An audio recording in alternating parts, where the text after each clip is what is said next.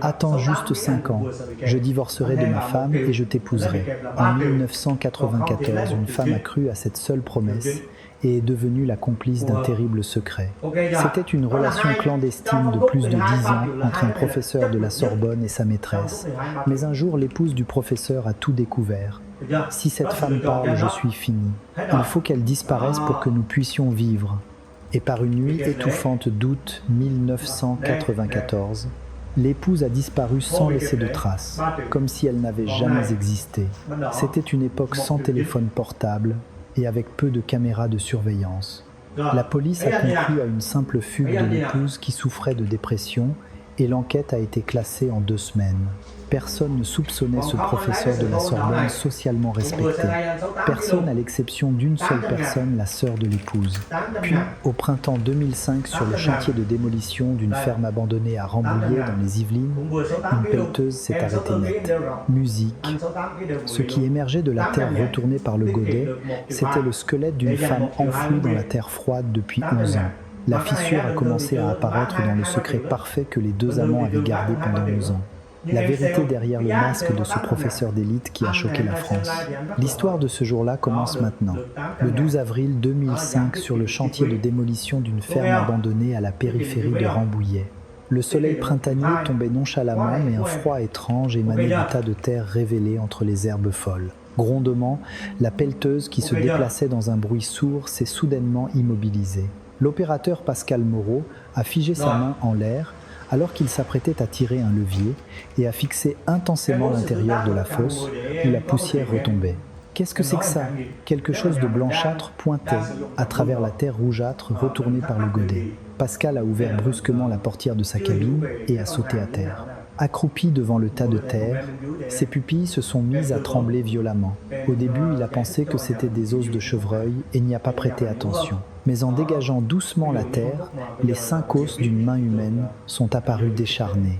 Argue, papa patron, venez voir vite. Le chef de chantier, retirant son casque, est arrivé en courant tout essoufflé. En voyant ce que le doigt de Pascal indiquait, le visage du chef de chantier est devenu blanc comme un linge. Les 2 hommes, face à la trace macabre qui émergeait de la terre, ne pouvaient plus dire un mot, se contentant d'avaler leur salive. 30 minutes plus tard, 3 voitures de la gendarmerie sont entrées en silence, sirènes éteintes, à l'entrée de la ferme abandonnée. Le capitaine Jean-Luc Bernard de la brigade de recherche de Rambouillet est sorti de sa voiture. Décidément, jamais une journée de tranquille, jamais. Sur le visage de cet homme de 54 ans, à seulement 1 an de la retraite, le temps avait creusé de profondes rides. Par habitude, il a fouillé ses poches, mais sentant l'atmosphère du lieu, il a retiré sa main vide. Des agents de la police scientifique vêtus de combinaisons blanches exhumaient avec précaution le squelette enfoui. Le capitaine Bernard a franchi le cordon de sécurité et s'est approché du responsable de l'intervention. On a trouvé quelque chose. Le responsable lui a montré 2 sacs de preuves transparents. À l'intérieur se trouvaient des objets couverts de terre. Trouvés avec le squelette. Une montre de femme corrodée et une barrette en plastique. Le capitaine Bernard a pris les sacs avec ses mains gantées. La montre était si recouverte de terre et de rouille qu'il était difficile d'en distinguer la forme, mais en nettoyant la gravure au dos des lettres à peine visibles sont apparues. Le capitaine Bernard a plissé les yeux et a déchiffré la gravure. CM 1984.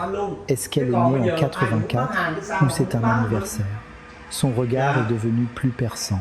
Il a immédiatement senti qu'il ne s'agissait pas d'un simple corps non identifié.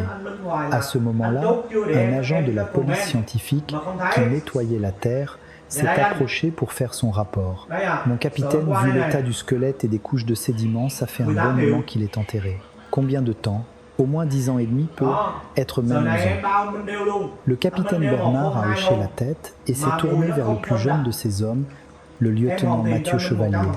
Mathieu, oui mon capitaine, fais-moi une recherche de toutes les personnes disparues entre 93 et 95 dans la région sud de l'Île-de-France. Priorité aux femmes. Et vérifie si les initiales C, messieurs, correspondent. Le lieutenant Chevalier a sorti son carnet et a pris des notes rapidement. Son regard était vif. Compris, je vérifie ça tout de suite. Le lendemain matin, une odeur de papier humide emplissait le bureau de la brigade de recherche. Le lieutenant Chevalier, un vieux dossier poussiéreux à la main, s'est planté devant le bureau du capitaine Bernard. Mon capitaine, je l'ai trouvé. Une déclaration de disparition datant du 15 août 1994. Le capitaine Bernard a attrapé le dossier et l'a ouvert. Le déclarant était Alain Dubois, professeur d'économie à la Sorbonne, alors âgé de 52 ans. La personne disparue était son épouse Catherine Dubois, 48 ans. L'avis de l'enquêteur de l'époque était « fugue présumée affaire classée ». Le regard du capitaine Bernard s'est arrêté sur les informations personnelles de la disparue. Nomme Catherine Marchand-Dubois. Initiale CM. Il a placé la photo de la montre du sac de preuves à côté du dossier. Les initiales correspondent, mais 1984 n'est pas son année de naissance. Alors qu'est-ce que c'est? Le capitaine Bernard a tourné une page et a appelé le lieutenant Chevalier. Mathieu vérifie la famille de Madame Dubois. Pas le mari, sa famille à elle. C'est déjà fait. Sa sœur Sophie Marchand vit à Lyon. Passe-la-moi. Le capitaine Bernard a pris le combiné que lui tendait son lieutenant et a repris son souffle. Tu. Après 3 sonneries, une voix de femme sèche s'est fait entendre. Allô, Madame Sophie Marchand, ici le capitaine Jean-Luc Bernard, de la gendarmerie de Rambouillet. Je vous appelle au sujet de votre sœur Catherine Dubois. Un lourd silence a suivi au bout du fil. Un silence étrange sans surprise ni panique. Puis une voix grave a traversé le combiné. Vous l'avez enfin retrouvé. Le front du capitaine Bernard s'est plissé. Pour une sœur apprenant des nouvelles de sa sœur disparue depuis 11 ans, sa réaction était bien trop calme. Madame Marchand, nous avons besoin de votre aide pour une identification. Pourriez-vous venir à la brigade? Je viendrai directement à la gendarmerie. Non, attendez, Madame Marchand. Clic. La femme avait raccroché après avoir dit ce qu'elle avait à dire. Le capitaine Bernard a reposé le combiné en claquant de la langue. Tu as vu ça? Quelle drôle de réaction. À côté, le lieutenant Chevalier qui observait la scène a demandé « Qu'est-ce qui se passe ?» Elle a l'air très choquée. Non, c'est comme si elle s'attendait à cet appel, comme si elle attendait. Le capitaine Bernard s'est levé et s'est approché de la fenêtre. Dans sa tête, les pièces éparpillées du puzzle commençaient à se mettre en place. Il est retourné à son bureau et a saisi le rapport d'enquête de 1994. L'enquêteur responsable était un certain Rousseau. Ah, c'est mon ancien supérieur. Le capitaine Bernard a sorti son portable et a appelé le commissaire Rousseau. Le téléphone a à peine sonné quelques fois qu'une voix grave s'est fait entendre. « Allô, bonjour commissaire, c'est Bernard. » Ah Bernard, qu'est-ce qui t'amène? Toi qui es si occupé. Vous vous souvenez de l'affaire de la disparition de Catherine Dubois en 1994, la femme du professeur de la Sorbonne. Un raclement de gorge s'est fait entendre de l'autre côté. Ah oui, je me souviens. Ce type si guindé. Pourquoi on a retrouvé le corps? Oui, dans un terrain près d'une ferme abandonnée à Rambouillet. Dites-moi, commissaire, à l'époque, vous n'aviez pas eu de soupçon sur le mari. Je demande au cas où on aurait raté quelque chose. Rousseau a hésité un instant, puis a répondu d'un ton embarrassé. N'en parlons pas. Le mari avait un tel statut social qu'on ne pouvait pas le toucher. Et son alibi était solide. Rien de suspect alors. La belle-sœur, elle s'est acharnée sur nous. Elle hurlait que son beau-frère était le coupable. Mais on n'avait aucune preuve, que des soupçons, pas de faits. On a dû classer ça comme une fugue. Après avoir raccroché le regard du capitaine Bernard s'est durci, il a immédiatement fait signe au lieutenant Chevalier. « Mathieu, oui mon capitaine, sors-moi le cadastre de la ferme abandonnée où le corps a été retrouvé et vérifie qui était le propriétaire des terrains avoisinants en 1994. Le bruit du clavier de Chevalier a résonné bruyamment dans le bureau. 1 heure plus tard, il est revenu en courant avec une feuille imprimée. Mon capitaine, regardez ça. Quoi donc? La ferme où le corps a été trouvé était vide depuis 10 à 8 ans à cause d'un problème de succession. Elle n'avait pas de propriétaire. Chevalier a pointé une section du document avec son doigt. Sa voix tremblait d'excitation. Mais la parcelle juste à côté, une friche attenante à une petite forêt, appartenait en 1994 au mari Alain Dubois. Le capitaine Bernard s'est levé d'un bond. Quoi? Et il l'a vendue en urgence 2 mois après la déclaration de disparition en octobre, bien en dessous du prix du marché. Le capitaine Bernard s'est mordu la lèvre. Les veines sur le dos de sa main crispée ressortaient. Le cordonnier est toujours le plus mal chaussé. Si ce que je pense est vrai, il a enterré sa femme dans le jardin de la maison vide juste à côté de son terrain et il a ensuite vendu ce terrain comme si de rien n'était. Le capitaine Bernard a fixé la fenêtre avec un regard glacial avant d'ajouter « ça sent mauvais, ça pue le crime à plein nez ». C'est glaçant. C'est une coïncidence un peu trop parfaite, non? 11 ans. Pendant 11 ans, cette femme était en train de pourrir là-bas. Le lendemain après-midi, Sophie Marchand a poussé la porte de la brigade. Vêtue d'un sobre tailleur noir, elle avait une posture droite qui ne correspondait pas à ses 50 ans. Mais ses yeux trahissaient une fatigue et une colère indélébiles. « Madame, asseyez-vous ici, s'il vous plaît. » Après avoir accompli les formalités pour la comparaison ADN, Sophie a sorti une épaisse enveloppe en papier craft de son sac. Le bruit sourd de l'enveloppe posée sur le bureau a résonné lourdement. Ce sont les choses que j'ai rassemblées pendant 11 ans. Le capitaine Bernard a regardé alternativement l'enveloppe et le visage de Sophie. L'enveloppe était usée par les manipulations répétées. Qu'est-ce que c'est? Des lettres que ma sœur a laissées avant de disparaître, des photos et un carnet où j'ai noté tout ce que cet homme a dit sans rien omettre. Le capitaine Bernard a jeté un œil à l'intérieur. L'enveloppe était remplie de photos délavées et de carnets couverts d'une écriture minuscule. Pourquoi avoir gardé des preuves aussi importantes sans les soumettre à la police jusqu'à présent? Sophie a regardé le capitaine Bernard droit dans les yeux. Son regard était un mélange complexe de ressentiment, de méfiance et d'un dernier espoir. Parce qu'à l'époque, personne ne m'a cru. On préférait croire ce brillant professeur plutôt qu'une folle, c'est comme ça qu'on me traitait. Qui m'aurait écouté? Sophie a repris son souffle tremblante et a continué. Maintenant que le corps a été retrouvé, vous, capitaine, allez-vous me croire? Le capitaine Bernard a pris l'enveloppe et l'a tirée vers lui. Il en sentit le poids au bout de ses doigts. Il n'a pas détourné le regard de Sophie et a répondu « Je vous écouterai », sans rien omettre. Le 14 avril 2005, dans le bureau de la brigade de recherche de Rambouillet, le capitaine Bernard a vidé la vieille enveloppe donnée par Sophie sur son bureau. Des lettres et des photos jaunies par 11 ans se sont éparpillées. Le capitaine Bernard a saisi la première lettre qui lui tombait sous la main et a utilisé une loupe. « Sophie, j'ai découvert que mon mari a une autre femme. Je veux divorcer. S'il m'arrive quelque chose, donne cette lettre à la police. » À côté, le lieutenant Chevalier qui se penchait a écarquillé les yeux. Incroyable, c'est sa sœur qui l'a écrit elle-même. C'est si solennel comme si elle pressentait sa mort. C'est ce que je me dis, daté du 28 juillet 1994, 15 jours avant sa disparition. Le capitaine Bernard a retourné machinalement l'enveloppe et a remarqué un numéro de téléphone griffonné à la hâte au crayon dans un coin. Il commençait par 014. Mathieu regarde ça. Le 014, ce n'est pas le quartier de la Sorbonne à Paris, si c'est bien ça, le 5e arrondissement. Retrouve-moi immédiatement qui utilisait ce numéro en 1994. Alors que Mathieu sortait du bureau en courant, le capitaine Bernard a examiné les photos éparpillées. La plupart étaient des portraits de Catherine Dubois, mais une photo en particulier a retenu son attention. Dans un restaurant modeste, son mari Alain Dubois était assis à côté d'une jeune femme en train de manger. Le capitaine Bernard a vérifié le dos de la photo. 20 juillet, quartier du Sentier. Qui est cette femme? Dans l'après-midi, Sophie Marchand est revenue pour être interrogée. Elle avait l'air encore plus épuisée que la veille et s'est assise lourdement sur la chaise de la salle d'interrogatoire. Le capitaine Bernard a mis la photo dans sa poche et a demandé « Madame Marchand, quand votre sœur vous a-t-elle appelé pour la dernière fois ?» Le 2 août 1994. Elle m'a appelé en panique pour me dire qu'elle avait présenté les papiers du divorce à son mari. Et la réaction du mari, il était fou de rage. Il a dit que c'était hors de question. Et puis ma sœur a ajouté « S'il m'arrive quelque chose, vérifie le tiroir de mon bureau dans la chambre ». Sophie s'est mordu la lèvre et a continué. Elle a dit qu'il y avait des preuves à l'intérieur. « Avez-vous vérifié ce tiroir ? Mon beau-frère m'a chassé. Il m'a dit de ne pas me mêler des affaires des autres. J'ai prévenu la police, mais ils m'ont ignoré, disant que c'était une querelle de ménage. » Le capitaine Bernard a posé son stylo et a fixé Sophie.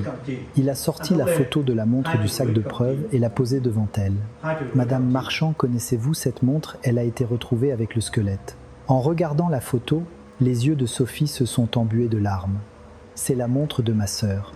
Celle que son mari lui a offerte pour leurs 10 ans de mariage. Il y a C. Monsieur 1984 gravé au dos. Que signifie 1984? Ils se sont mariés en 1974, donc 1984, c'était exactement leurs 10 ans. Ma sœur était si heureuse. Elle disait que son mari avait même fait graver leurs initiales. La voix de Sophie tremblait. Être enterrée avec cette montre, le cadeau de cet homme. Mais quelle est la raison principale qui vous a fait soupçonner Alain Dubois pendant 11 ans? Il a mis 10 jours avant de signaler sa disparition. À la police, il a raconté que sa femme était partie chez ses parents après une dispute. C'était un mensonge. À cette époque, nos parents étaient déjà décédés. Elle n'avait plus de chez ses parents où aller. Comment est-ce possible ? Sophie, submergée par le sentiment d'injustice, s'est frappée la poitrine. Il était professeur à la Sorbonne et moi une simple serveuse. La police n'a même pas daigné m'écouter. Le capitaine Bernard a soupiré profondément et a hoché la tête. Les choses ont changé. Je vais aller jusqu'au bout de cette affaire. Le lendemain matin, le capitaine Bernard et le lieutenant Chevalier se sont rendus dans une vieille résidence du 14e arrondissement de Paris. C'était là que le professeur Dubois vivait en 1994. Devant la loge du concierge, un vieil homme somnolait sur une chaise usée. Le capitaine Bernard s'est approché et lui a tapoté l'épaule. « Monsieur, puis-je vous poser une question ? À 78 ans, Monsieur Martin était une figure emblématique de l'immeuble. Lorsque le capitaine Bernard a mentionné le nom du professeur Dubois, les yeux du vieil homme se sont illuminés.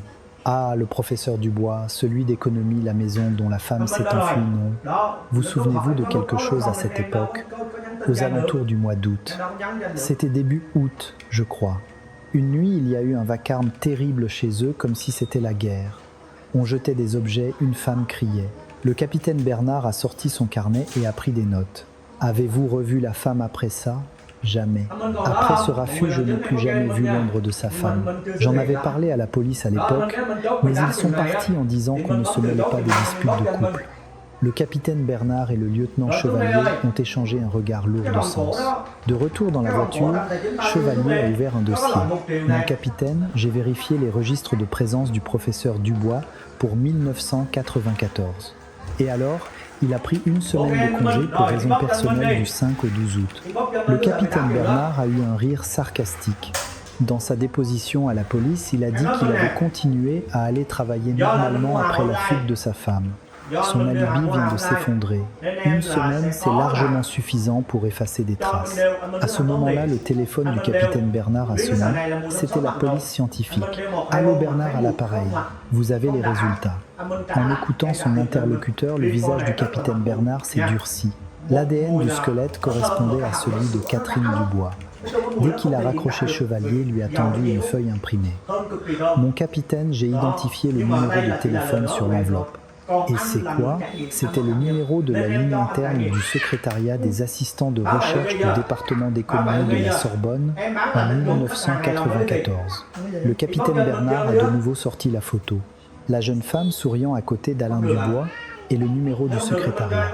Il avait l'impression d'entendre les pièces du puzzle s'emboîter. Mathieu, trouve-moi la liste des assistants de recherche de 1994 avec leurs photos. Compris. Le capitaine Bernard a tapoté du doigt le visage de la femme sur la photo en marmonnant. Tu étais donc là pendant ce chaud été d'il y a 11 ans. Le 6 avril 2005, au secrétariat du département d'économie de la Sorbonne. Le capitaine Bernard a présenté sa carte de police par-dessus un bureau poussiéreux. Bonjour, désolé de vous déranger. Pourrais-je consulter la liste des assistants de recherche de 1994 ? L'employé administratif, l'air embarrassé, a remonté ses lunettes. Des archives d'il y a 11 ans, ça doit être enfoui dans les archives. Je ne sais pas si je pourrais les trouver. Attendez un instant. 10 minutes plus tard, il est revenu avec un vieux classeur qui sentait le moisi. Voilà, le registre du personnel de 94. Le capitaine Bernard a pris le classeur et a tourné les pages d'un geste brusque. Parmi les nombreux noms, son regard s'est figé sur un seul. Isabelle Garnier, née en un 96034 ans à l'époque. Le capitaine Bernard a donné un coup de coude à Chevalier. Mathieu, c'est elle. Fais-moi une recherche complète sur cette femme. Chevalier a rapidement sorti son carnet pour noter le nom. Compris, je vérifie ça tout de suite. 2 heures plus tard, au bureau de la brigade Chevalier est arrivé un courant avec des documents fraîchement imprimés. Mon capitaine, c'est très intéressant. Quoi donc? Isabelle Garnier est entrée en master en 1986 et a commencé comme assistante. Mais même après avoir terminé son doctorat, elle n'a jamais obtenu de poste de maître de conférence et est restée assistante de recherche attitrée du professeur Dubois jusqu'en 1986. Le capitaine Bernard a froncé les sourcils en parcourant les documents. 10 ans. Est-ce normal qu'une assistante reste 10 ans sous la direction d'un seul professeur? Ce n'est pas courant. Normalement, après un doctorat, on part où on trouve autre chose. Le capitaine Bernard a sorti la photo du restaurant du Sentier et l'a placée à côté de la photo d'identité universitaire d'Isabelle Garnier. Malgré les 10 ans d'écart, le menton fin et le regard perçant étaient indubitablement ceux de la même personne. C'est la même femme, celle que Madame Dubois a suivie et photographiée. C'est glaçant. L'assistante de son mari à l'université. Le capitaine Bernard a pris le téléphone pour appeler Sophie Marchand. Elle a décroché avant même que la sonnerie ne retentisse plusieurs fois. « Allô, oui, c'est Sophie Marchand. Avez-vous déjà entendu le nom d'Isabelle Garnier ?» Un silence a suivi. Elle semblait chercher dans ses souvenirs. « Non, c'est la première fois que j'entends ce nom. Est-ce que votre sœur vous a déjà parlé en détail de la maîtresse de son mari ?» Sophie a hésité un instant, puis a répondu d'une voix tremblante. Elle n'a pas donné de nom, mais avant de mourir, ma sœur m'a dit qu'elle avait mémorisé la voix de cette femme, très distinctement. Sa voix, oui. Et elle a dit qu'elle avait tout noté dans son journal, dans le tiroir de son bureau. Mais mon beau-frère gardait ce tiroir comme la prunelle de ses yeux et ne m'a jamais laissé m'en approcher. Le capitaine Bernard a raccroché en regardant l'horloge murale. Il était 15 heures. Mathieu convoque le professeur Dubois. Tout de suite. Le même jour, 17 heures en salle d'interrogatoire. Alain Dubois est entré seul vêtu d'un costume de luxe impeccable. À 63 ans, sa posture était droite, mais son regard dissimulé sous ses cheveux grisonnants était instable. En le voyant arriver sans avocat, le capitaine Bernard a ricané intérieurement. Il se sent confiant, celui-là. Le capitaine Bernard s'est affalé sur la chaise d'en face et a commencé. « Professeur Dubois, nous vous avons convoqué en tant que témoin. Vous avez appris que le squelette de votre femme Catherine Dubois a été retrouvé dans une ferme abandonnée à Rambouillet. Un choc exagéré a traversé le visage d'Alain Dubois. Il a écarquillé les yeux et a posé une main sur son cœur en soupirant. Que ma femme ait été là. C'est difficile à croire. Un monstre a dû lui faire du mal. » Le capitaine Bernard, observant froidement la comédie de Dubois, a demandé « Et il y a 11 ans, où pensiez-vous que votre femme était partie ?» Dubois a baissé la tête et a répondu d'un ton faussement triste. « Je pensais simplement qu'elle avait fugué. Elle souffrait d'une grave dépression. Vous n'imaginez pas à quel point j'ai remué ciel et terre pour la retrouver. » Le capitaine Bernard a jeté un document sur la table. « Remuer ciel et terre, dites-vous, pourtant du simple 12 août 1994. Vous avez pris un congé à l'université pour raisons personnelles. » Les paupières de Dubois ont légèrement tressailli. « Ah bon, c'est si loin. Dans votre déposition à la police de l'époque, vous aviez dit avoir continué à donner vos cours normalement après sa fugue. Vos propos ne correspondent pas aux archives. » Dubois a essuyé la sueur froide qui perlait sur son front avec un mouchoir et a bégayé. « C'était, il y a 11 ans, ma mémoire doit me jouer des tours. Ma femme avait disparu, je n'étais pas dans mon état normal. Une confusion est possible, non. » Le capitaine Bernard a fait semblant d'acquiescer, puis a posé une question surprise. « Connaissez-vous une certaine Isabelle Garnier ?»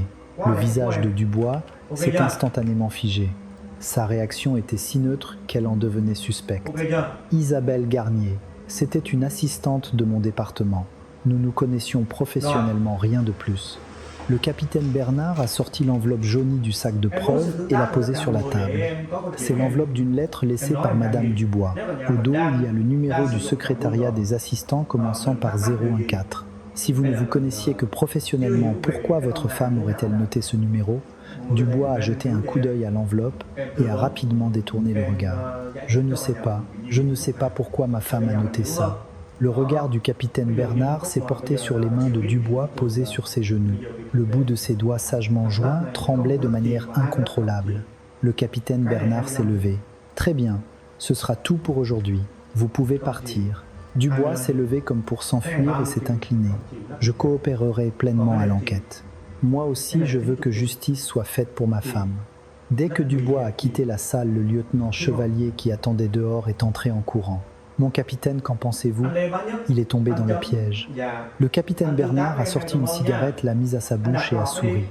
Il joue la comédie, mais il est très mauvais, comme un débutant sur scène. Le 17 avril, le capitaine Bernard et le lieutenant Chevalier ont pris la route pour la banlieue de Sceaux.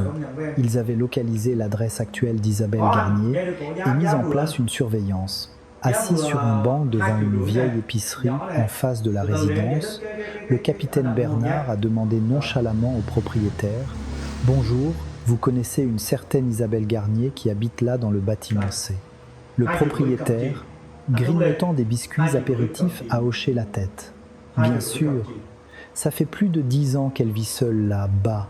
Elle ne parle pas beaucoup, très discrète. Mais de temps en temps, un homme d'un certain âge lui rend visite. Les yeux du capitaine Bernard ont brillé comme ceux d'un prédateur. À quoi ressemble-t-il? Grand, les cheveux poivre et sel. Il a une très belle voiture, une grosse berline noire qui brille. Le capitaine Bernard a garé sa voiture dans une ruelle offrant une vue imprenable sur la résidence et a commencé une longue attente. Le deuxième jour, le 18 avril à 19h, alors que l'obscurité commençait à tomber, une berline noire de type Peugeot 605 est entrée silencieusement dans la résidence. Le capitaine Bernard a vérifié la plaque d'immatriculation avec ses jumelles. Bingo, c'était la voiture d'Alain Dubois. Le capitaine Bernard a serré le volant en marmonnant. Il se voit depuis 11 ans. Les salauds. L'air dans la voiture est devenu lourd. Le capitaine Bernard a sorti son téléphone et a appelé Sophie Marchand. « Madame Marchand, savez-vous exactement ce qu'il y avait dans le tiroir du bureau de votre sœur ?» La voix pleine de rancœur de Sophie s'est fait entendre. « Non, mon beau-frère ne me laissait même pas m'en approcher. Je parie que c'est toujours là dans cette maison. » Le capitaine Bernard a raccroché et a regardé par la fenêtre. La lumière s'est allumée dans le salon de l'appartement d'Isabelle Garnier et 2 silhouettes se sont découpées. Le regard du capitaine Bernard s'est glacé. La réponse est dans cette pièce. Il faut ouvrir ce tiroir coûte que coûte. Le 20 avril 2005, au bureau de la brigade de recherche de Rambouillet, le capitaine Bernard a soulevé le combiné du téléphone et a composé lentement un numéro. C'était celui d'Antoine Dubois, le fils d'Alain. Après 4 longues sonneries, une voix de jeune homme s'est fait entendre. « Allô, monsieur Antoine Dubois, ici le capitaine Jean-Luc Bernard de la gendarmerie de Rambouillet. Je vous appelle au sujet de votre mère, madame Catherine Dubois. » Un silence bref mais lourd a suivi. « J'ai appris que le corps de ma mère a été retrouvé. Nous aurions besoin de votre coopération pour l'identification de ses effets personnels. Il faudrait que nous examinions le bureau qu'utilisait votre mère. » Antoine Dubois a hésité un instant puis a répondu d'un ton embarrassé. « Pour ça, il faudrait que je demande d'abord à mon père. Ce n'est pas à moi de décider. » Le capitaine Bernard a posé son stylo avec un bruit sec et a dit fermement « Monsieur Dubois, légalement, le consentement du fils en tant que descendant direct de la victime est suffisant pour une perquisition. L'autorisation de votre père n'est pas nécessaire. » Un long silence a suivi. La respiration difficile d'Antoine se faisait entendre à travers le combiné. « Si mon père est vraiment impliqué dans la mort de ma mère, je dois le savoir. » Le capitaine Bernard a hoché la tête et a répondu « C'est une sage décision. Nous nous verrons demain matin. » Le 20 et 1 avril, 10h du matin, dans un appartement du 14e arrondissement de Paris, le capitaine Bernard et le lieutenant Chevalier sont entrés guidés par Antoine Dubois. À 33 ans, Antoine avait le visage émacié et une barbe de plusieurs jours. Les cernes sombres sous ses yeux trahissaient son état psychologique. Antoine a ouvert la porte du bureau en disant « Mon père est actuellement en Corse. Il est en année sabbatique, ça fait un moment qu'il est là. » Bah. Après avoir traversé le salon, ils sont entrés dans un bureau, au fond duquel se trouvait un vieux bureau en bois. Une épaisse couche de poussière, signe que personne n'y avait touché depuis longtemps, le recouvrait. Antoine, debout devant le bureau, a murmuré avec amertume. Personne ne l'a ouvert depuis 11 ans. Mon père nous l'avait formellement interdit. Il disait que c'était une question de respect de ne pas toucher aux affaires de maman. Le capitaine Bernard a enfilé des gants en coton blanc et a demandé « Puis-je l'ouvrir ?» Antoine a hoché la tête en silence. Le capitaine Bernard a tiré la poignée du tiroir. Clac. Il était solidement verrouillé. Mathieu. Le lieutenant a sorti des outils de son sac et a forcé la serrure avec une habileté consommée. Grincement. Les vieilles charnières ont crié et le tiroir s'est ouvert. À l'intérieur se trouvait un vieux journal intime et quelques photos délavées. Le capitaine Bernard a saisi le journal. Sur la couverture, le chiffre 1994 était écrit au feutre épais. Le capitaine Bernard a ouvert le journal avec précaution. Les mois de juin et juillet étaient remplis d'une écriture minuscule. 15 juin. Les conversations téléphoniques de mon mari sont étranges. Chaque soir, il s'enferme dans le bureau et chuchote avec quelqu'un. Le capitaine Bernard a humecté son doigt pour tourner la page. 28 juin. J'ai rappelé le secrétariat des assistants pendant qu'il était sous la douche. Une femme a répondu. Une voix très jeune. Les épaules d'Antoine ont commencé à trembler légèrement. Le capitaine Bernard a continué sa lecture sans s'arrêter. 10 juillet. J'ai bien mémorisé la voix de cette femme. Ça pourrait être utile un jour. Les yeux du capitaine Bernard se sont plissés. Et enfin, la dernière entrée juste avant la disparition, 25 juillet. J'ai appelé cette femme directement. Je lui ai dit qui j'étais. Je lui ai dit que je savais tout ce qu'elle faisait avec mon mari. Le lieutenant Chevalier qui lisait par-dessus l'épaule du capitaine a soupiré. 25 juillet, c'est 10 jours avant sa mort. Le capitaine Bernard a refermé le journal en marmonnant à voix basse. C'était l'élément déclencheur. Elle a fait savoir à l'autre femme qu'elle était au courant de tout. Antoine s'est agrippé au coin du bureau chancelant. Son visage était d'une pâleur cadavérique. Le même jour, 15 heures, à la gendarmerie de Rambouillet, Isabelle Garnier est entrée d'un pas arrogant portant de grosses lunettes de soleil. À 45 ans, elle portait une robe noire moulante et ses lèvres peintes en rouge étaient fermement closes. Le capitaine Bernard a tiré une chaise et a commencé. « Madame Garnier, nous vous avons convoquée en tant que témoin. Quelle est votre relation avec le professeur Alain Dubois ?» Isabelle, sans enlever ses lunettes, a relevé le menton et a répondu « C'était une relation entre anciens étudiants de l'université il y a longtemps. C'est tout. Vous vous voyez toujours, n'est-ce pas ?» Les lèvres d'Isabelle ont légèrement tremblé. « Je ne vois pas de quoi vous voulez parler. Nous n'avons plus de contact depuis longtemps. » Le capitaine Bernard a sorti une photo de son dossier et l'a posée sur la table. 18 avril, 19h. C'est une photo de la vidéosurveillance montrant le véhicule du professeur Dubois entrant dans le parking souterrain de votre résidence. J'ai vérifié personnellement. La main d'Isabelle a sursauté sur son genou. C'était juste une coïncidence. Le 25 juillet 1994, avez-vous reçu un appel de Madame Catherine Dubois ? Isabelle a tourné brusquement la tête et a répondu d'un ton sec. « Comment voulez-vous que je me souvienne d'un événement datant d'il y a 11 ans ? Je ne m'en souviens pas. » Le capitaine Bernard a sorti une copie du journal et l'a brandi sous le nez d'Isabelle. C'est le journal écrit par Madame Dubois elle-même. 25 juillet. J'ai appelé cette femme directement. Je lui ai dit qui j'étais. Le teint d'Isabelle est devenu livide. Ses longs doigts ont commencé à tapoter la table de manière irrégulière. Le capitaine Bernard s'est penché en avant la pressant. Madame Dubois a disparu 10 jours après vous avoir appelé, et son corps a été retrouvé enterré. Est-ce une coïncidence ? Isabelle s'est levée d'un bond. Je ne dirai plus rien. Je veux un avocat. Le capitaine Bernard a hoché la tête calmement. Faites. De toute façon, nous nous reverrons. Après qu'Isabelle soit sortie nerveusement de la salle, un gendarme s'est approché du capitaine Bernard. Mon capitaine, vous avez vu, ses mains tremblaient comme des feuilles. Oui, elle sait quelque chose. Quelque chose de crucial. Le 22 avril au matin, une personne inattendue s'est présentée à la gendarmerie. Alain Dubois, censé être en Corse, est venu de son plein gré. Le capitaine Bernard l'a reçu en salle d'interrogatoire. Dubois avait les cheveux en désordre et l'air agité. Dès qu'il s'est assis, il a parlé avec empressement. « Mon capitaine, j'ai mis ma relation avec Isabelle Garnier. » Le sourcil du capitaine Bernard s'est haussé. « Pourquoi cet aveu soudain ? Hier encore, vous prétendiez ne pas la connaître. » Dubois a joint ses mains et a répondu « J'ai réalisé que cacher la vérité ne servirait à rien. C'est vrai, nous étions amants, mais cela n'a rien à voir avec la disparition de ma femme. Je le jure, je n'ai pas tué ma femme. Au contraire, je voulais la retrouver. » Le capitaine Bernard a fixé Dubois. C'était une manœuvre grossière. En apprenant la convocation d'Isabelle, il avouait l'adultère pour tenter d'échapper à l'accusation de meurtre. Très bien, vous pouvez partir pour l'instant. Après le départ de Dubois, visiblement soulagé, le lieutenant Chevalier est entré précipitamment avec une liasse de papier. Mon capitaine, l'analyse de la transaction du terrain de Rambouillet, vendue en urgence par le professeur Dubois en octobre 1994, est terminée. Et qu'est-ce qu'on a ? Le lieutenant a déplié les documents. L'acheteur est un de ses camarades de promotion. Il l'a vendu à un prix 40% inférieur à celui du marché. C'était presque un cadeau. Le capitaine Bernard a pris les documents avec un sourire glacial.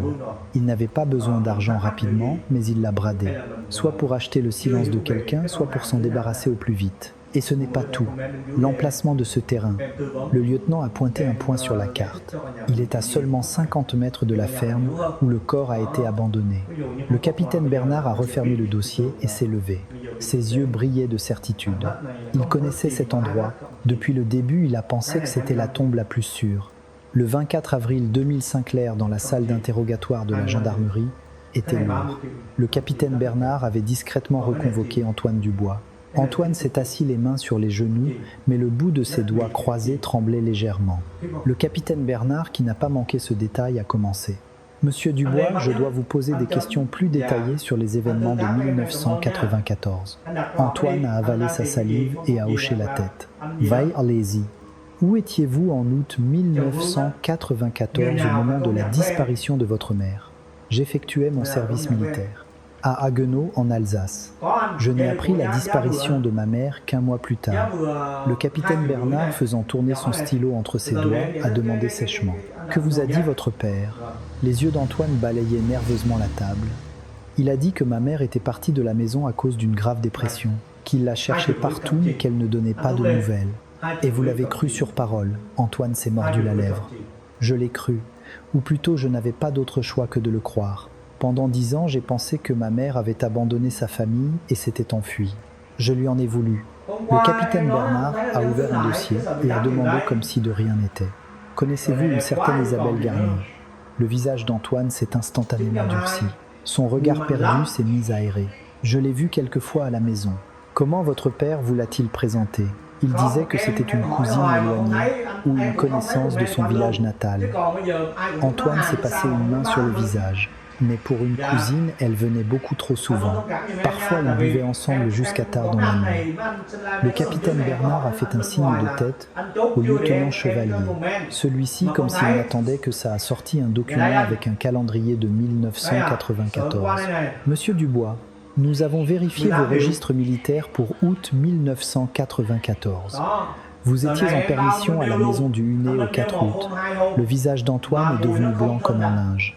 Il est noté que vous avez quitté la maison le 5 août à 4h30 du matin pour prendre le premier train et regagner votre caserne. » Le capitaine Bernard s'est penché en avant pour se mettre à la hauteur d'Antoine. « Monsieur Dubois, la nuit du 4 août. Qu'avez-vous vu à la maison cette nuit-là » Antoine a baissé la tête. Ses épaules étroites ont commencé à trembler. Un silence suffocant a envahi la salle. « Il faut que vous parliez. C'est le seul moyen de rendre justice à votre mère. » Après un long moment, Antoine a lentement relevé la tête. Ses yeux étaient injectés de sang. « Cette nuit-là, mes parents se sont violemment disputés. » « Comment ça ? Avez-vous entendu ce qu'ils se disaient ?» Antoine, joignant ses mains tremblantes, a commencé à parler avec difficulté. Ma mère a tendu une enveloppe à mon père. Elle criait que c'était les papiers du divorce et la demande de partage des biens. Le capitaine Bernard a posé son stylo et a fixé Antoine. « Qu'a dit votre père ?» La voix d'Antoine, chargée d'émotion, a tremblé. Il a crié que le divorce était hors de question, qu'elle était folle.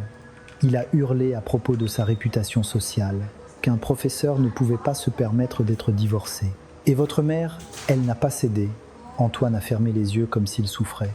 Non, elle a dit qu'elle savait qu'il avait une maîtresse, qu'elle allait tout révéler à l'université. Le capitaine Bernard et le lieutenant Chevalier ont échangé un bref regard.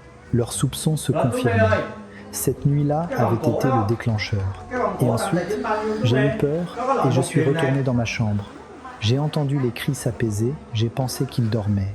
Le lendemain à l'aube, je suis parti sur la pointe des pieds comme un fuyard. Le capitaine Bernard a demandé prudemment « Avez-vous eu des contacts avec votre mère après ça ?» Antoine a caché son visage dans ses mains. Le 5 août au matin, une fois arrivé à la caserne, j'ai appelé à la maison. C'est mon père qui a répondu. Il a dit que ma mère en colère était partie chez ses parents. Les épaules d'Antoine ont été secouées par de grands sanglots. C'était la dernière chose que j'ai entendue à propos de ma mère. Un silence de plomb s'est abattu sur la salle. Le capitaine Bernard a rempli un gobelet en plastique et l'a posé devant Antoine. « Buvez un peu d'eau. » Après avoir bu, Antoine, comme s'il avait pris une décision, a mis la main dans sa poche. Il en a sorti une photo froissée et l'a posée sur la table. Ça, c'est une photo que j'ai subtilement prise avant que mon père ne verrouille le tiroir quand je suis rentré à la maison après mon service militaire il y a 11 ans.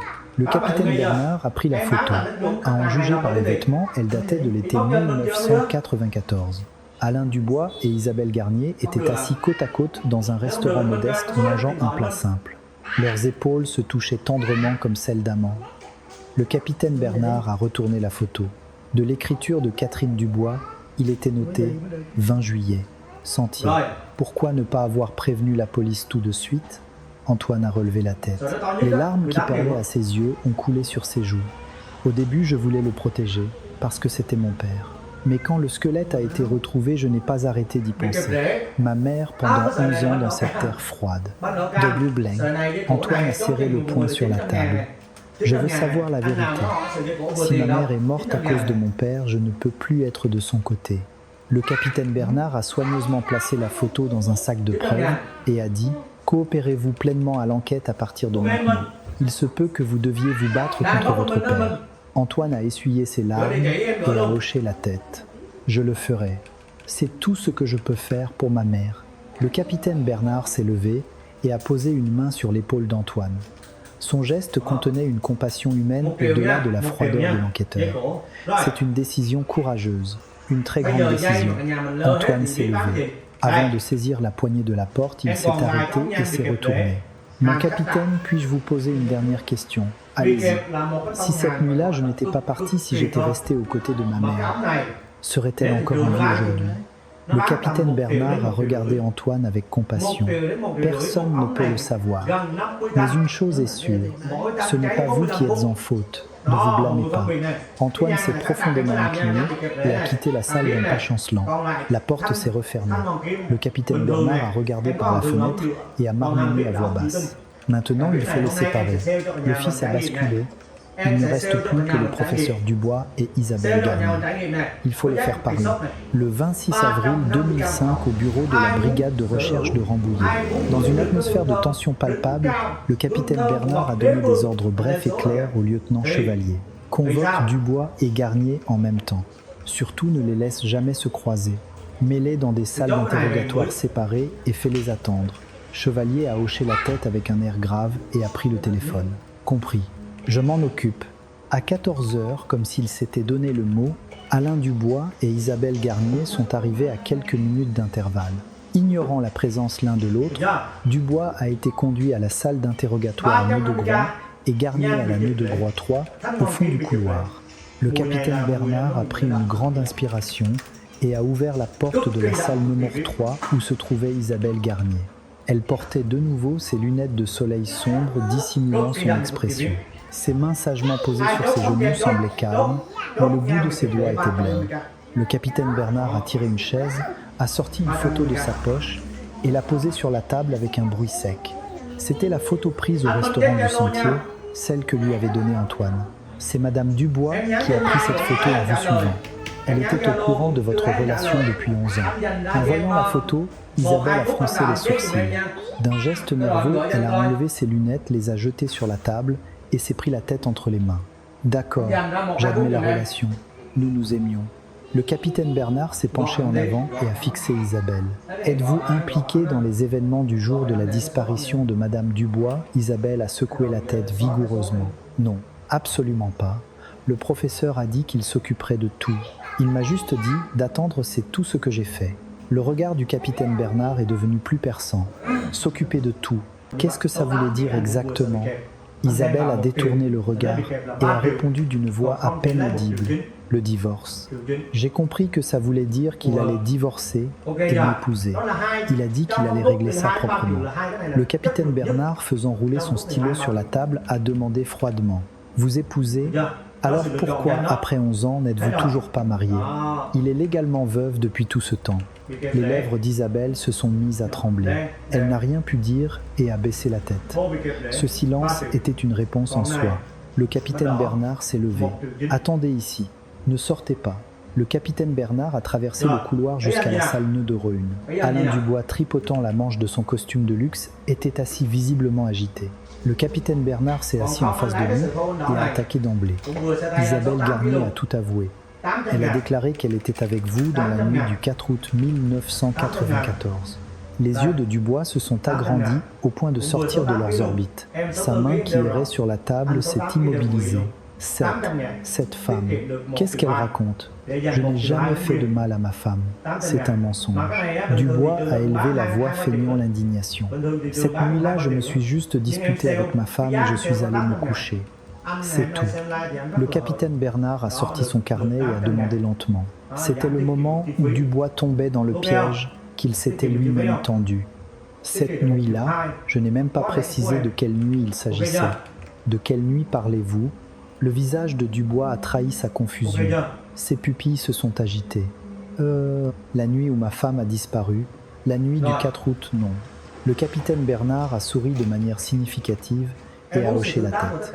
Vous avez une excellente mémoire. Vous vous souvenez de la date exacte 11 ans après. Très bien. Attendez ici un instant. Le 27 avril au matin, un appel urgent est venu de la police scientifique. Les résultats détaillés de l'autopsie du squelette venaient d'arriver par fax. Le capitaine Bernard a attrapé le papier et a parcouru le contenu. Multiples fractures par enfoncement à l'arrière du crâne, causées par un objet contondant. Cause du décès estimé traumatisme crânien dû à un choc externe. Le lieutenant Chevalier, qui lisait par-dessus son épaule, a claqué de la langue. « Mon capitaine, ce n'est pas une blessure due à une chute. C'est un coup porté par derrière avec intention. Exact. Ce n'est pas un accident, c'est un coup délibéré pour la tuer. » Le capitaine Bernard a attrapé violemment sa veste accrochée à sa chaise.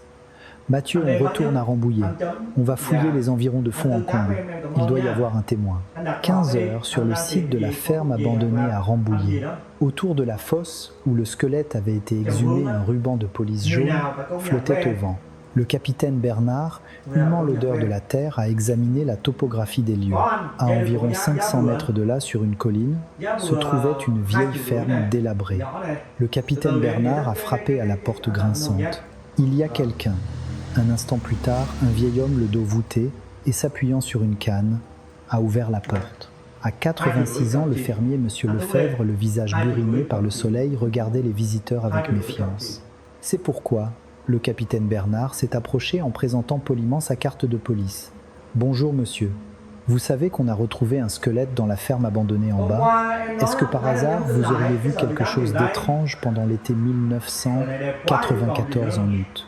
Le fermier, s'appuyant sur sa canne, a regardé au loin cherchant dans ses souvenirs.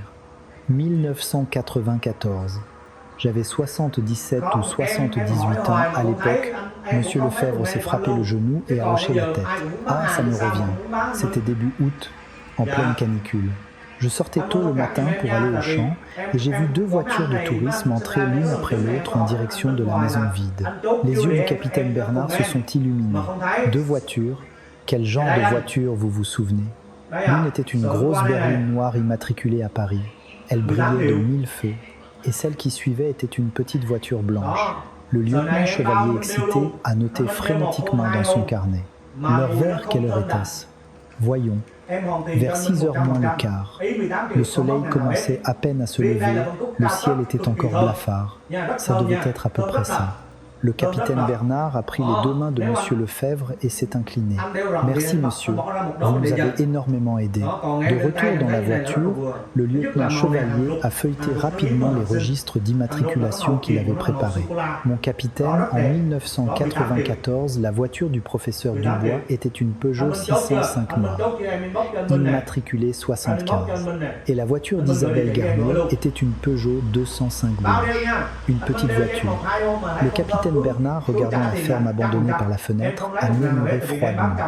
La 605 et la 205. Elles sont venues ensemble. Il n'a pas déplacé le corps seul. Ils ont transporté le corps à 2 et l'ont enterré ensemble. Le 28 avril, le capitaine Bernard a décidé d'utiliser la stratégie du dilemme du prisonnier. Sans jamais les confronter, il a contacté séparément les 2 suspects dans leurs salles d'interrogatoire respectives. À Alain Dubois, il a glissé. Isabelle Garnier a eu un changement d'avis et a commencé à tout raconter. Elle dit que vous êtes l'auteur principal. À l'inverse, à Isabelle Garnier, le professeur Dubois essaie de vous faire porter le chapeau pour complicité de meurtre. Il prétend n'avoir fait que suivre vos ordres. Puis pendant 2 jours entiers, la police n'a pris aucun contact avec eux. Le temps s'est écoulé dans un silence angoissant. L'anxiété, la peur et la méfiance mutuelle ont atteint leur paroxysme. C'est alors que le 28 avril au soir à 19h, le téléphone du poste de garde a sonné. C'était Isabelle Garnier qui demandait à parler. Quand le capitaine Bernard a ouvert la porte de la salle numéro 3, Isabelle était assise la tête baissée. Ses yeux rouges trahissaient plusieurs nuits d'insomnie. « Pourquoi m'avez-vous fait appeler ?» Isabelle a lentement relevé la tête. Des larmes longtemps contenues ont commencé à couler. « Mon capitaine, pendant 11 ans, j'ai attendu croyant seulement à sa promesse de m'épouser. » La voix d'Isabelle tremblait de ressentiment et de regret. Pas maintenant pour ma réputation de professeur. Attends 5 ans, attends 10 ans. Et voilà que 11 ans ont passé. J'ai vécu dans l'ombre comme une idiote. Le capitaine Bernard lui a tendu un mouchoir sans un mot. Isabelle a serré le mouchoir et a continué. Et maintenant, il semble que je vais devoir tout porter sur mon dos. Il va s'en sortir et faire de moi la meurtrière, n'est-ce pas? Isabelle a essuyé brutalement ses larmes avec le dos de sa main et a regardé le capitaine Bernard avec des yeux pleins de haine. Je vais tout vous dire. Ce que cet homme et moi avons fait pendant cette chaude nuit d'été en 1994. Tout. Le 29 avril 2005, un silence de mort régnait dans la salle d'interrogatoire de la gendarmerie. Le capitaine Bernard et le lieutenant Chevalier étaient assis de part et d'autre de la table fixant Isabelle Garnier la tête baissée. Ses mains sur la table s'entremêlaient blêmes. Le capitaine Bernard a appuyé sur le bouton de l'enregistreur et le témoin lumineux rouge s'est mis à clignoter. Bien, commençons. Racontez-moi tout depuis le début, à partir de cet été 1994. Isabelle a poussé un lourd soupir comme venu du plus profond d'elle-même. C'était le 25 juillet. Un appel est arrivé au secrétariat des assistants. Qui était-ce? C'était une voix de femme, calme mais glaciale.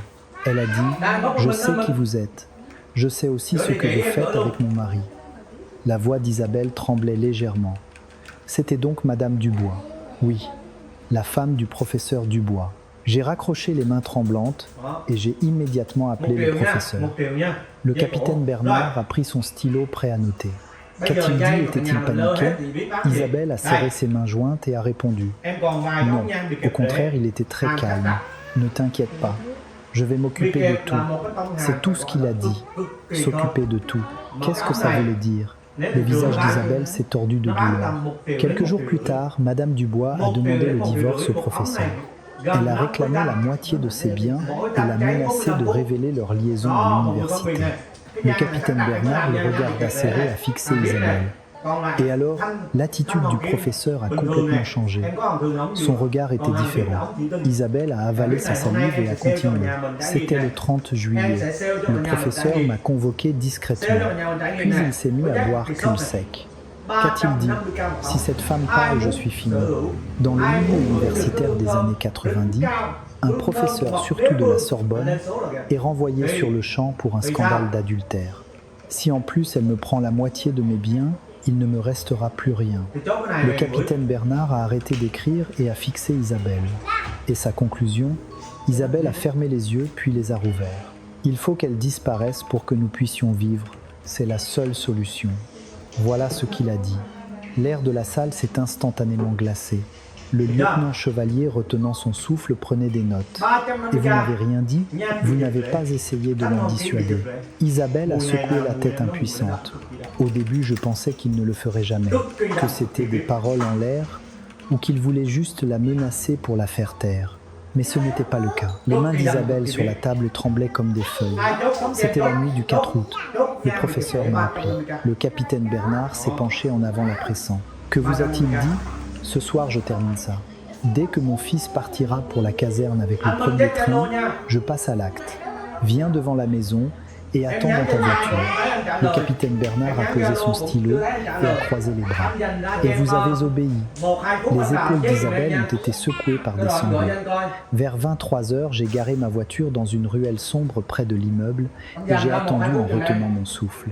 Et ensuite, il était environ 4h30 du matin. J'ai vu son fils Antoine quitter la maison. Il portait un grand sac et marchait d'un pas lourd. Isabelle a caché son visage dans ses mains et a pleuré. 5 minutes après le départ de son fils, mon beeper a sonné. C'était le professeur. « Monte !» Juste ces 2 mots. Le capitaine Bernard a demandé calmement « Et vous êtes monté ?» Isabelle a hoché la tête fondant en larmes. Quand j'ai ouvert la porte d'entrée, Madame Dubois était étendue sur le sol du salon. Le lieutenant Chevalier a arrêté d'écrire et a fixé Isabelle. Dans quel état était-elle? Était-elle vivante? La voix d'Isabelle était rauque comme un bruit de ferraille. Non. Elle ne bougeait plus. Une mare de sang rouge foncé s'étendait sous sa tête. Quelle excuse le professeur vous a-t-il donnée? Isabelle s'est mordu la lèvre. Il a dit qu'il s'était disputé, qu'il l'avait poussée dans un accès de colère et qu'elle s'était cogné la tête en tombant, que c'était un accident. Le capitaine Bernard a insisté. Et vous l'avez cru. Isabelle a secoué la tête vigoureusement. Non. Sur la table du salon, il y avait un lourd cendrier en cristal. Il y avait du sang sur un des coins. Un lourd silence a de nouveau envahi la salle. Le capitaine Bernard a demandé à voix basse « Qu'avez-vous fait ensuite? Vous n'avez pas appelé les secours ?» Isabelle, le visage dans les mains, a éclaté en sanglots. Loin de là. J'ai aidé à déplacer le corps. Le professeur a porté le corps et je l'ai suivi dans ma voiture jusqu'à Rambouillet, jusqu'à la ferme abandonnée. Oui, le professeur a dit qu'il avait un terrain près de là, que la maison était vide et que personne ne le saurait. Le capitaine Bernard s'est levé et a regardé par la fenêtre. La colère se lisait sur son visage reflété. 11 ans. Pendant 11 ans, vous avez vécu avec ce terrible secret avec un masque humain. Isabelle, la tête baissée, a murmuré. Il m'a dit d'attendre 5 ans, que les choses se calmeraient et qu'alors nous nous marierions. Je l'ai cru et j'ai attendu bêtement. Le capitaine Bernard a ouvert brusquement la porte de la salle et a crié au lieutenant Chevalier « Amenez-moi Dubois ». Tout de suite. 10 minutes plus tard, Alain Dubois est entré d'un pas chancelant. Il avait vieilli en quelques jours, le visage bouffi et le col de son costume de luxe était froissé. Avant même que le capitaine Bernard ne s'assoie, il a déversé les aveux d'Isabelle. Le visage de Dubois s'est instantanément figé. Elle est folle, c'est un mensonge. Je me suis juste disputé avec ma femme. Le capitaine Bernard a sorti un document et l'a claqué sur la table. Un mensonge, alors comment expliquez-vous ça ? C'est le témoignage de Monsieur Lefebvre, le fermier de Rambouillet. Les yeux de Dubois se sont agités anxieux. Début août 1994 à l'aube, il a distinctement vu 2 voitures de tourisme se diriger vers la ferme abandonnée. C'était. L'une était une berline noire immatriculée à Paris. Votre voiture, n'est-ce pas? Et celle qui suivait était une 205 blanche. La voiture d'Isabelle, Dubois est resté muet comme un poisson hors de l'eau. Ses doigts sur la table tremblaient de manière incontrôlable. Le capitaine Bernard a sorti un autre document et l'a brandi sous le nez de Dubois. Et ça, c'est le rapport d'autopsie. Multiples fractures par enfoncement à l'arrière du crâne de Madame Dubois, causées par un objet contondant. Le visage de Dubois est devenu exsangue. Ce n'est pas une blessure due à une chute, c'est un coup porté par derrière avec intention. Et à plusieurs reprises, Dubois a baissé la tête. Ses épaules affaissées trahissaient sa défaite. Cette nuit-là, nous nous sommes disputés. Ma femme m'a poussé à bout. Elle est tombée, s'est cognée la tête. La voix de Dubois est devenue à peine audible. J'ai vérifié. Elle ne respirait plus. J'ai paniqué. J'ai appelé Isabelle. Je le jure, je n'avais pas l'intention de la tuer. C'était un accident. Le capitaine Bernard, tapotant le rapport d'autopsie, a dit froidement un accident. Un accident où l'on frappe quelqu'un par derrière à la tête avec un cendrier. Ce n'est pas un accident, c'est un crime. Dubois n'a plus répondu. Il a baissé la tête, le visage dans les mains, et a poussé un long soupir. Le capitaine Bernard a sorti des menottes de sa poche et s'est levé. Clic. Le bruit métallique a brisé le silence de la salle. Alain Dubois, je vous arrête pour le meurtre de votre femme Catherine Dubois et pour recel de cadavres. Le 2 mai 2005, dans la salle de presse du palais de justice, les flashs des appareils photo crépitaient. Un représentant du parquet, le visage grave, s'est approché du micro. L'accusé Alain Dubois est mis en examen pour avoir ôté la vie à son épouse et dissimulé son corps. L'accusée Isabelle Garnier est mise en examen pour complicité et participation active. Au milieu du brouhaha des journalistes, le représentant a ajouté « La nuit du crime, Isabelle Garnier a fait le guet près des lieux et a aidé à transporter le corps. Nous ne considérons pas cela comme une simple complicité, mais comme un acte ayant permis l'accomplissement du crime. » Les citoyens, en regardant les informations, ont claqué de la langue. Les gens instruits sont les plus effrayants. Comment a-t-il pu vivre comme ça pendant 11 ans? Septembre 2005, cour d'assises de Paris. Le jour de la première audience, une tension lourde régnait dans la salle. L'apparence d'Alain Dubois entrant dans le box des accusés était pathétique. À la place de ses costumes de luxe, il portait une tenue de détenu grise et terne et des menottes froides à ses poignets.